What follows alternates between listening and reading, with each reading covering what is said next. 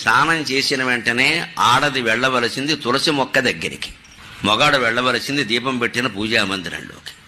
ఇది భార్యాభర్తలుగా ఉన్న వాళ్ళందరూ అలవాటు చేసుకోవాలి.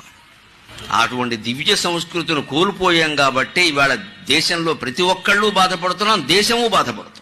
పూష వెలుంగులో సూర్యోదయం ఇంకా కాకముందే ఈ దేశంలో ప్రతి ఇల్లాలు కులభేదం లేకుండా స్నానం చేసి ఉతికిన చీర కట్టుకుని సిగలో ఇంత మల్లె పువ్వు, చామంతి పువ్వు, ఏ కాలంలో ఏ పువ్వు పూస్తే ఆ పువ్వు జడలో తురుముకిన మొత్తైదువుగా వెళ్ళి తులసి మొక్క చుట్టూ 3 ప్రదక్షిణాలు చేసి దోషి నీళ్లు పోసిందండి. ఈవేళ మళ్ళీ నేను గమనిస్తున్నా, ఏ మాటకు ఆ మాట చెప్పాలి. 10-15 ఏళ్లుగా ప్రవచన పరంపర పెరుగుతూ ఉండడం వల్ల చాలా ఇళ్లలో మళ్ళీ తులసి మొక్కల్ని ఆరాధించే సంస్కృతి పెరిగింది. ఇంటి ముందు దీపాలు పెడుతున్నారు, కాస్త శుచి శుభ్రత పాటిస్తున్నారు. ప్రవచనకర్తలందరికీ నేను ధన్యవాదాలు తెలియజేస్తున్నాను. వారి కారణంగానే ఇది జరిగింది.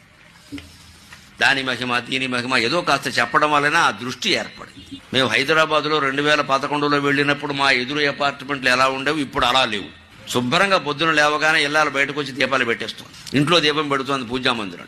అసలు 5-6 గంటలకు ముందు లేచి స్నానాలు చేయాలనే ఆలోచన ఆడ మగ అందరిలో వచ్చింది, చాలా భాగం వచ్చింది, ఇంకా రావాలి. అదే మన సంస్కృతి.